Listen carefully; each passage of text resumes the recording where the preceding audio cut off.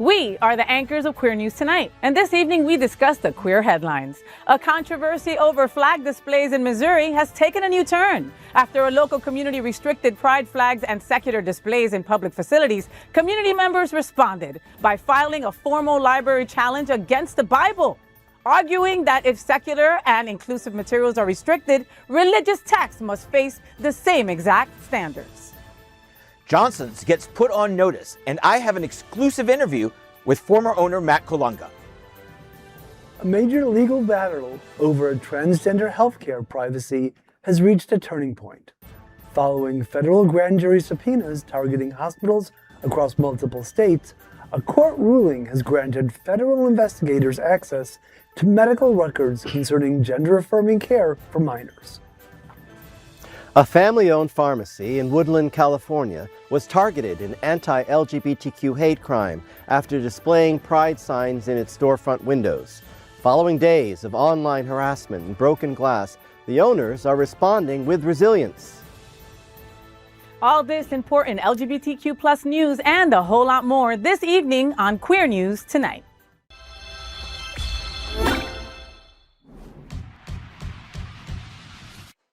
Welcome to Queer News Tonight. This is the world's first and only LGBTQ daily news television show broadcasting live and available on demand on your favorite streaming channels. Analytics company vidIQ has certified Queer News Tonight as our YouTube channel as the world's most popular LGBTQ plus streaming news show. Our queer stories have reached more than 13 million views. We are proud that Queer News Tonight has more YouTube subscribers than any other LGBTQ brand in Florida. We thank you for watching and supporting our voice in our rainbow family. There is no other news program in the LGBTQ world like Queer News Tonight. It is Wednesday, August 19th, 2026. We are live and literally out of the closet and into the headlines. So many of your important stories we will tell this evening on Queer News Tonight.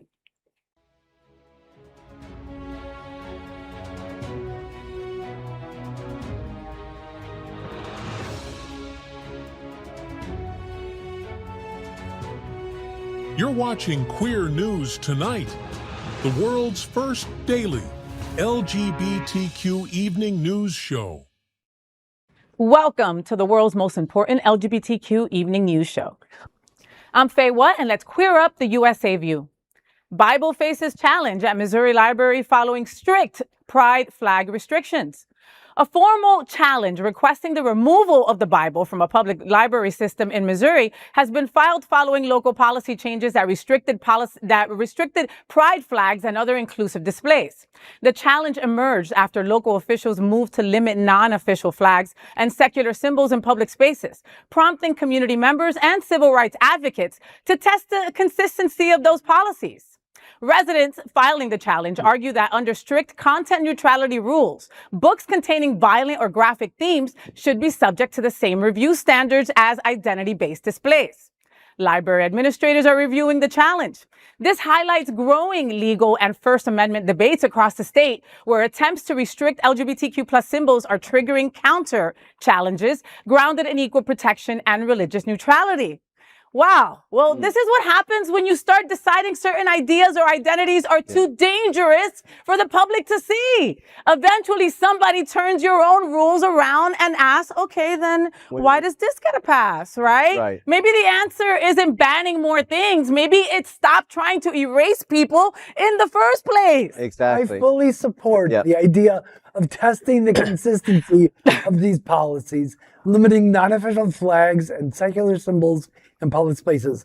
This way we get to see how far these right-wing nutjobs will go to promote this hypocrisy that they're peddling. My only concern is that public libraries are kind of under their watching. Don't forget like the drag queen story time. Yes. So I just hope that this doesn't set off like a new series of trouble at public libraries. Oh, I have no doubt that it will. But let's remember, the Bible is fiction. It's violent. It's softcore pornography. It is all about incest, but it is also fiction. Stop making us contort ourselves to your choices. You choose to be Christian, Muslim, Catholic, whatever. That's your choice. Stop forcing it down my throat. On others, yeah. Yeah, a book that was translated how many hundreds of times Right. and reworded. I'm sorry, please, whoever gets mad, look it up. You know what I mean? You know, it's changed over time. I mean, yes. You know, Centuries. which was written by a human. Right. And at the end Absolutely. of the day. Absolutely. Centuries of rewriting and rewriting. But, you know, to me, it's like kudos to the challenge in general. It's really important that we make these steps to keep pushing back. You know, especially in library formats. The librarian who was fired because she wouldn't take the banned books off the shelves. Yeah. You know, we have to keep pushing back like this in whatever venues necessary to make the statement, to make people really go, yeah, maybe I need to rethink some of this. You know, and in a library system that like so many people's coming out story has the library as part of it, right? Like we all went to that row and started kind of like investigating on our own if we didn't know who to ask about our gayness, you know? I really think that's why they are attacking libraries, to be honest. Because this is that centralized place. These are the places where everyone has an aisle. You know, you can go to your aisle and why can't we live that way? It's like, why can't we just acknowledge you get to go to your aisle? I don't have to micromanage your aisle. Your aisle gets to be truthful. Yeah. It gets to be for you. And that's why I think they're attacking these libraries. Great point. And just shout out and God bless the librarians who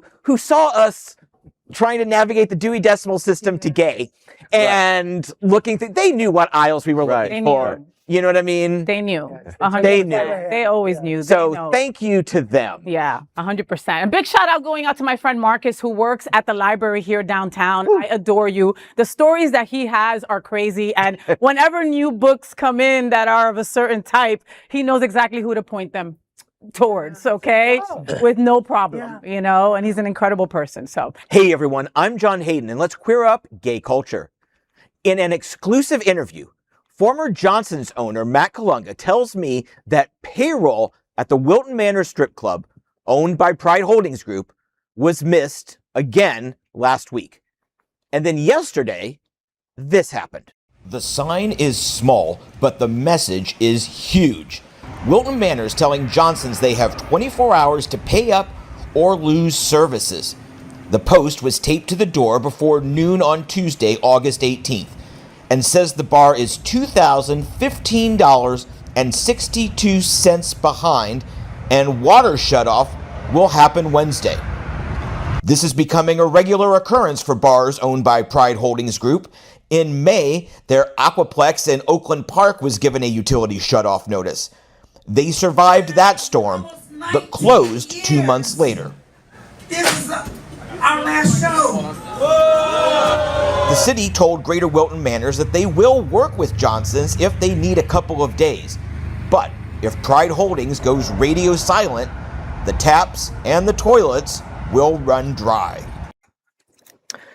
Now, I talked with Wilton Manors Utilities this afternoon, and they said the bar is still in arrears, but they made a payment and are good for 2 weeks. That takes us through September 2nd.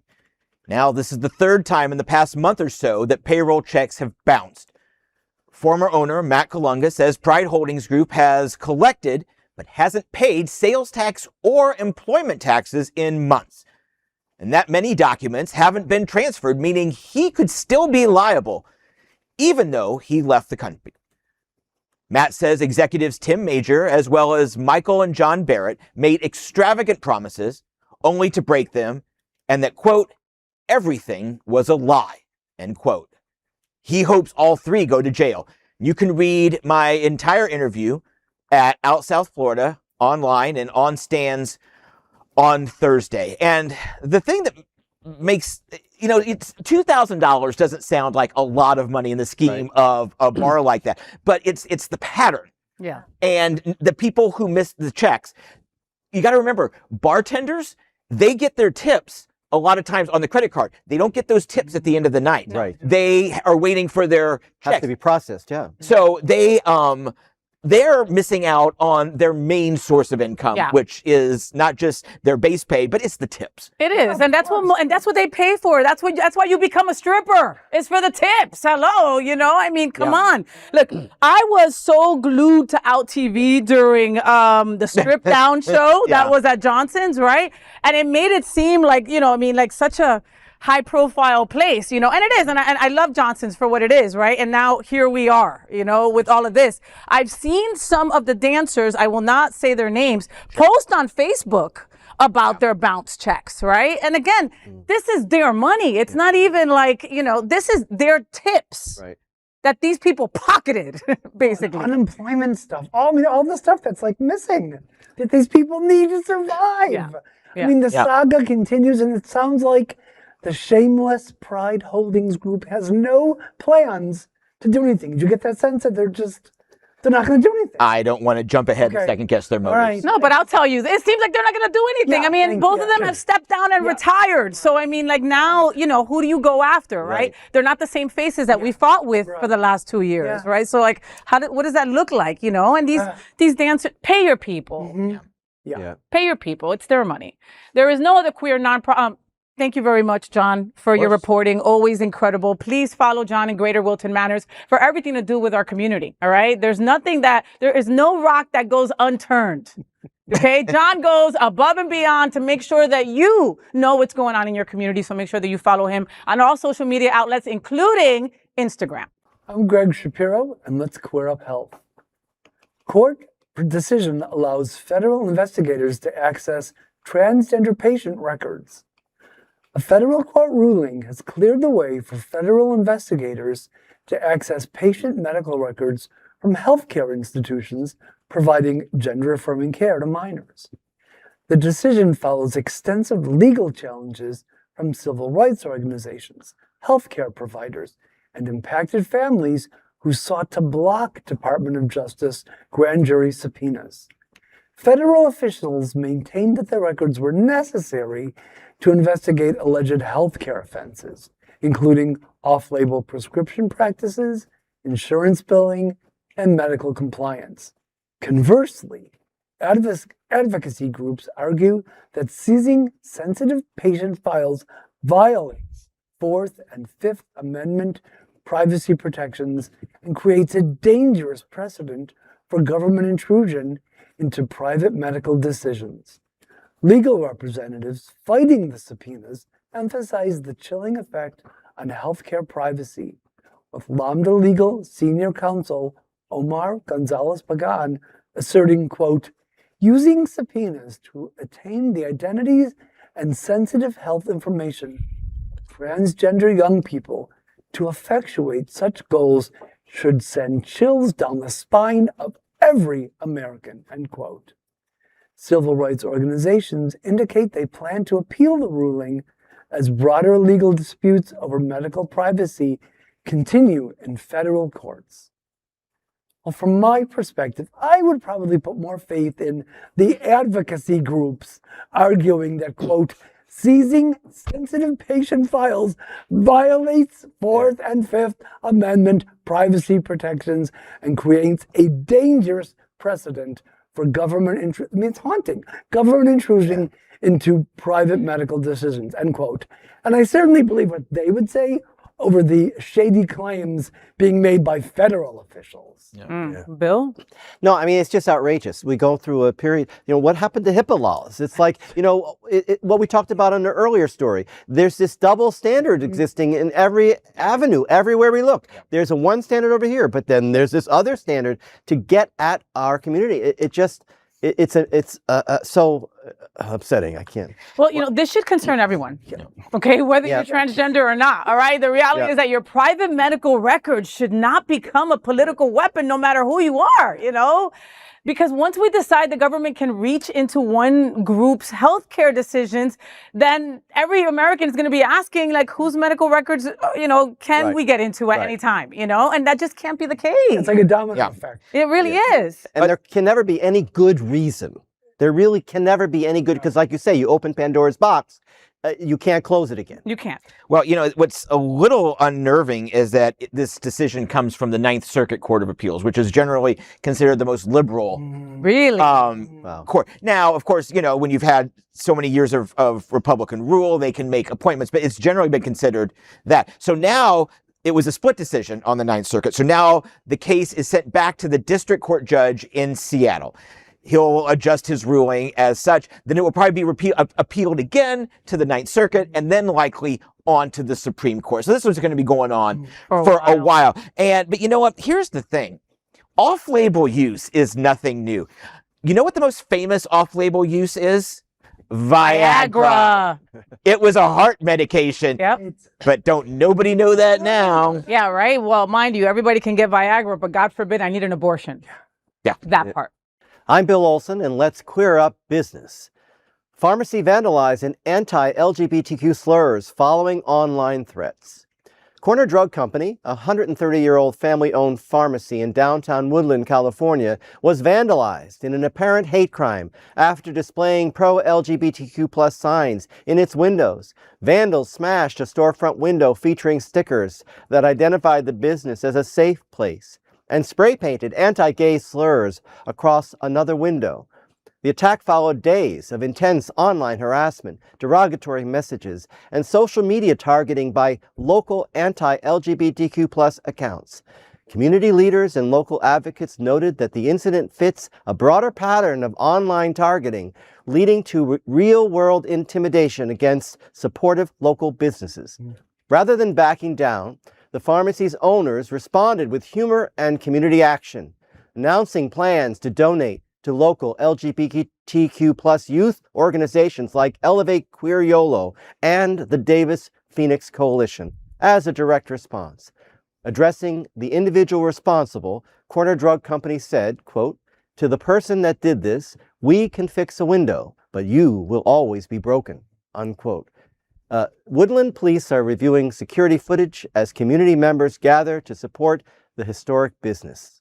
Oh my gosh. It's like, the fact that this is happening in this location and across the country is frightening. But, kudos to them personally to be taking a calm response, to realize that they can't change all this hate, but that they can stand firm in their belief. And doing it with a sense of humor, which is really great too. Yes. And it's a story, is kind of a reminder that not all parts of California are as welcoming as San Francisco, which, by the way, is only 80 miles southwest of Woodland. So Correct. It's not that far, but it's a reminder that there are pockets.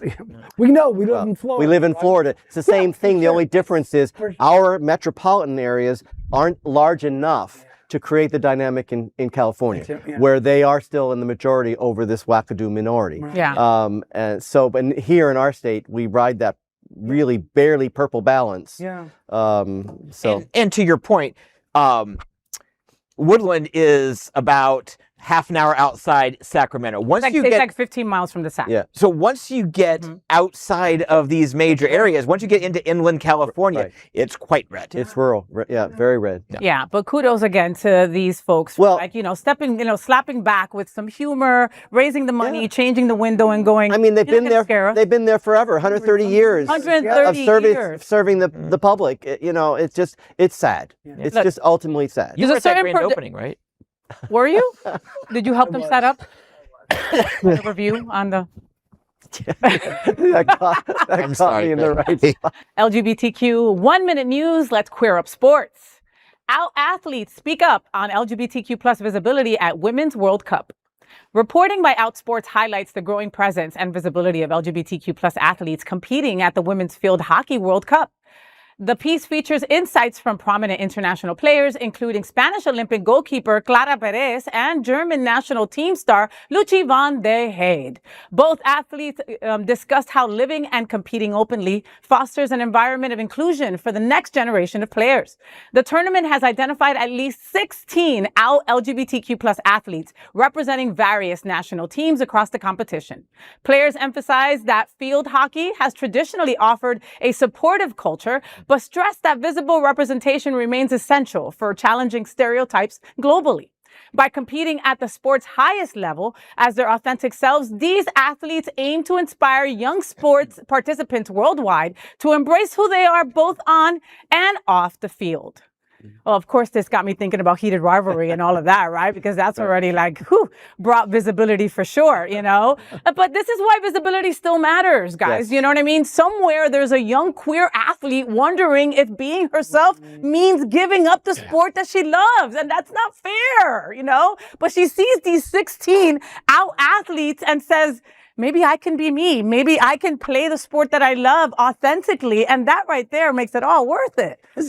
Field hockey is sort of like a breeding ground for young queer people. Is it? And didn't they used to actually play on a field with grass? What was all that blue stuff? Yeah. Well, I mean, Very confused. fields can be blue. Ice.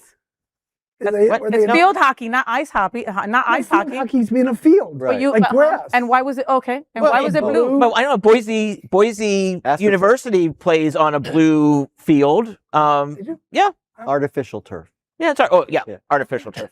Yeah. But not the turf that we don't like. There's other turfs. No, not that. Not those two. No, not those two. LGBTQ plus 1 minute news. Let's queer up politics. Nancy Pelosi details her decades of congressional fights for LGBTQ plus rights in exclusive interview. Speaking with The Advocate, Speaker Emerita Nancy Pelosi looks back at her long legislative career and her pivotal role in advancing LGBTQ plus civil rights in the Congress.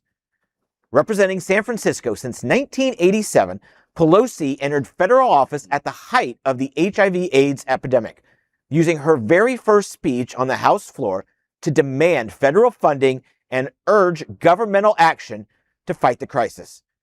Over her career, including 2 tenures as Speaker of the House, she led historic legislative efforts to repeal Don't Ask, Don't Tell, enact the Matthew Shepard and James Byrd Jr. Hate Crimes Prevention Act, pass the Respect for Marriage Act, and secure House passage of the Equality Act. Reflecting on her motivation to champion LGBTQ plus equality long before it held political support, Pelosi tells The Advocate, quote, "My leadership on these issues came from my constituents, who taught me so much about beauty, dignity, and courage of the LGBTQ plus community."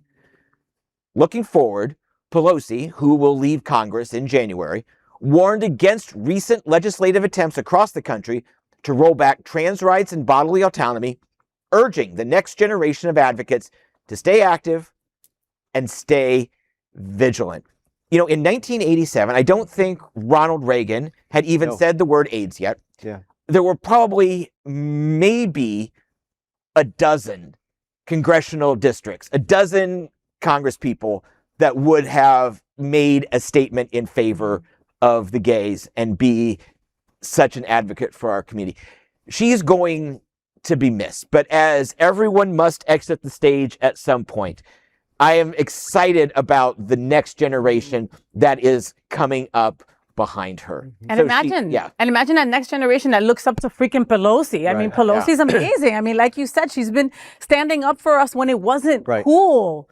When it was actually like a career killer to stand up many for us. people, And she did that, you know, fearlessly, through the AIDS crisis, through all of that. And let's not forget, she had to put up with doofus also, you know what I mean? And that in itself had to be completely difficult for her. An amazing career. And John, I hear you. I just hope that there really is someone to pick up the torch and do the kind of hard work that she spent her life doing. I mean, you look at those slides that went past us as you're talking, a really stellar career. Well, and didn't something happen to her husband also? Yes. My God, like she went through so many horrible things for us, for our country. I hope that next generation is there watching, I do too. ready.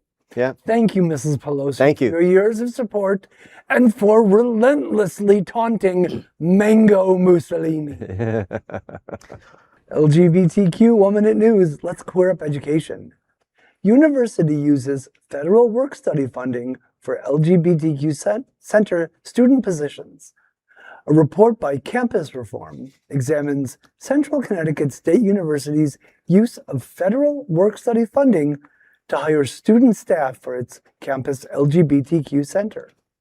According to university job listings, Student employees at the center assist with administrative operations, campus outreach, and resource referrals. The center's employment guidelines state that while student workers do not need to identify as LGBTQ+ themselves, quote, all students working in the center are expected to be familiar with and supportive of issues faced by the LGBTQ+ community and have an interest in LGBTQ+ student support services, end quote. The report notes that CCSU received over $619,000 in federal work-study allocations for the 2026-2027 academic year. While the U.S. Department of Education sets broad guidelines for work-study financial aid, it does not explicitly restrict on-campus positions associated with advocacy or identity-based student support services. The story reflects ongoing national debates over how public universities allocate federal financial resources to staff administrative and identity-focused centers. Thank you, Central Connecticut State University, for making excellent and thoughtful use of your federal work-study funding. I'm struggling to find the controversy here. You know what I mean? Like, students receiving work-study money are doing actual work. Right. Administration, outreach, and helping other students find resources, right? You don't even have to be LGBTQ+ to work there. So supporting queer students on a college campus is a service, not some scandal. No. But you're missing the best part of the story, Faye. Dime. Somewhere, Republicans are crying. Right. Can barely catch their breath. LGBTQ 1 Minute News. Let's queer up the USA view. San Joaquin Pride Center faces urgent funding crisis as grants end. Reporting by Stocktonia reveals that the San Joaquin Pride Center, one of only 2 organizations exclusively serving LGBTQ+ residents across the California county, is facing a severe funding crisis that threatens its survival. The center's financial stream stems from a simultaneous loss of key revenue streams. Its long-term funding, nearly $500,000 annually through California's Department of Public Health, ended in June without immediate state replacement programs in place. Additionally, a 2-year $400,000 grant for substance use prevention was cut a year early due to federal policy changes targeting diversity, equity, and inclusion programs. To survive, the center has laid off 2 employees with additional staff cuts expected. It is now seeking $200,000 in immediate bridge funding to transition to a smaller, remote model while pursuing long-term health care reimbursement revenue. Highlighting the urgency of the situation, Executive Director John Alita said, quote, "The painful reality is that the need for our services has never disappeared," end quote. Without emergency community support, it could close by December.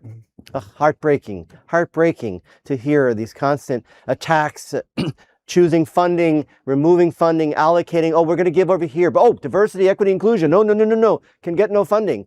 I don't know when, I don't even see a light at the end of the tunnel on this one. I really don't. And you know what makes me sad also is that, San Joaquin Pride Center doesn't only give services to LGBTQ+ people.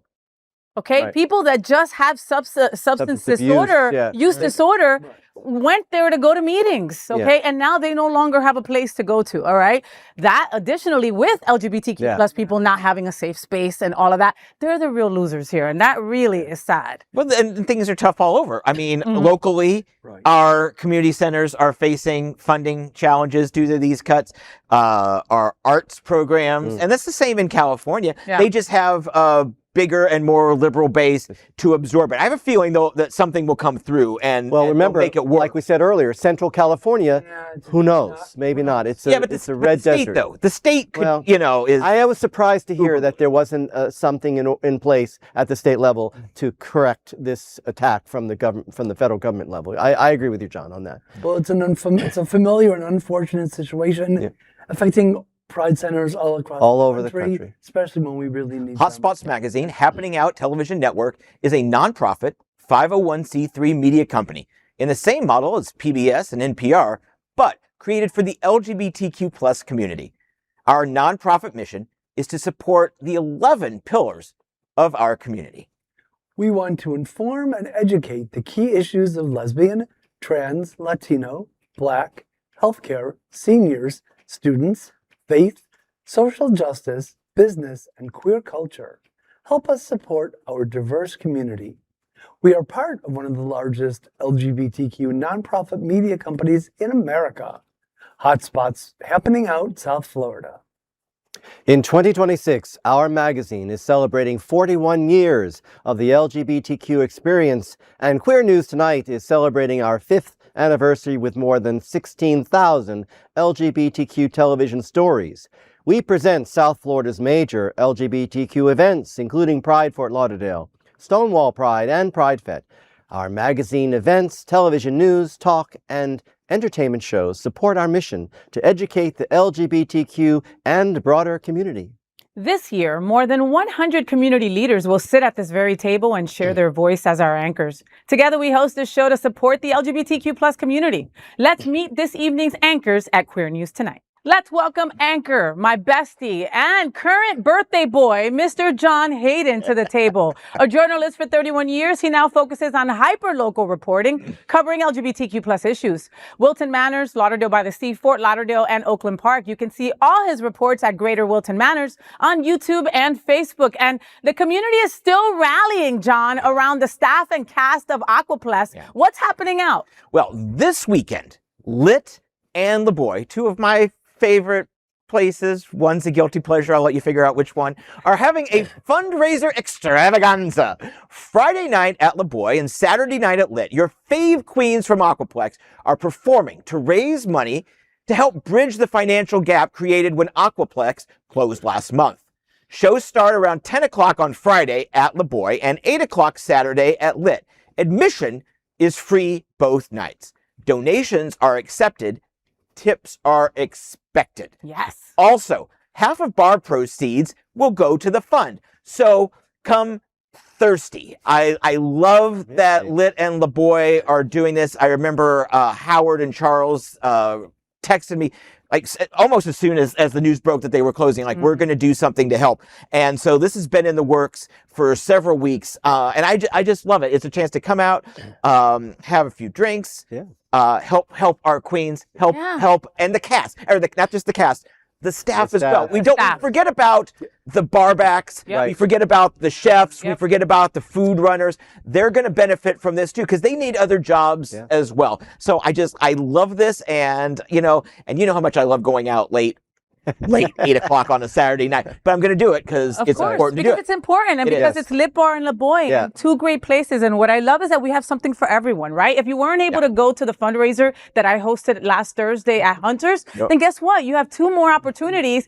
to be able to give back to these folks that so beautifully gave to us every single show, right? Day in and day out.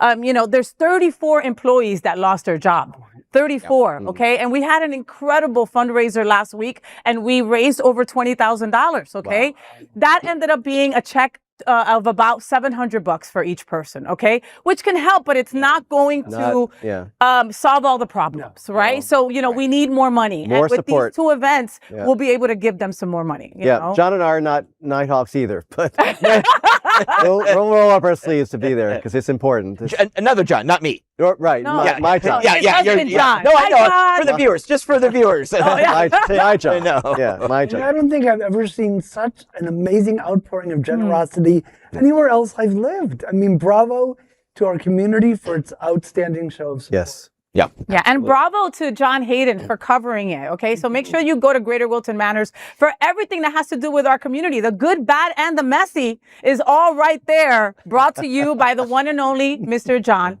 Hayden. And Queer News Tonight looks forward to seeing you at Lit Bar and La Boy this weekend, okay? Look up all the information because we're all going to be there having a great time with half-naked people. Guess which one? Let's welcome anchor Gregg Shapiro, an inductee into the Chicago LGBT Hall of Fame. Gregg is an entertainment journalist whose celebrity interviews and reviews run in a variety of regional LGBTQ publications and websites. Welcome to the show, Gregg. So, Gregg, you're always telling us what special day it is. What if it's National Foot Day or National Sign Language Day or National Chocolate Day? National Hat Day. A National Hat Day. I'm intrigued to find out what you got today. today? You may not guess this one. Today, everybody should be celebrating. It's Happy National Soft Ice Cream Day. And as every gay man knows, ice cream is one of the few soft things considered acceptable. That it is. You know what I'm going to do after the show today? I know exactly what I'm going to go to DQ. DQ, right. You want to Wilton Drive, see Yes. Lynn and her team. Yes, Love it. hey my Lynn, gosh. guess what? You just got a free commercial. I am, National Soft Ice good. Cream, only you. Okay, is there another day for like hard ice cream? yeah, Probably. yeah, there is an National Ice Cream Day, but this is special. And I love me my ice cream. So. Bill's like, don't mess with my ice cream. Got that soft serve. Right, yeah. I love a good hard ice cream cone. Yeah, soft serve. Yeah. All right. Well, thank you so much. It's great to have Gregg Shapiro back at the table at Queer News Tonight. Let's welcome back to the table anchor Bill Olson, director, designer, actor, arts champion, and honestly, a true mentor to me, all right? From New York stages to international tours, he's helped shape decades of local theater, including the Caldwell. He is a proud Center for Spiritual Living member. Welcome back to the show, Bill. And since there's always something going on at the Center for Spiritual Living, okay? Aside from their masses that they have on Sundays, so everybody can go and partake and have a great time. But there is, now there's an arts sector. That's now right. there's a gallery sector. Yes. What's going on next at CSL? Thank you, Faye. It's very exciting. So we're rolling out our new fall season, 2026, 2027. And we've just signed off on the actual gallery premiere. So October 2nd is a free event to meet the artists. We're going to be featuring local gay and lesbian artists, Joel Baxter, Juan Perez, and Diane Lublinsky. Nice. The gallery wall will change over every 3 months. So we'll have another premiere Meet the Artists, free event, wine and cheese, cocktails and things. And we're pairing that with the beginning of each performance event. So our October premiere will happen just before our Aretha Franklin concert. Oh, yes, Aretha. And then we follow that with the Velocity of Autumn in November. Those artists will still be on the gallery.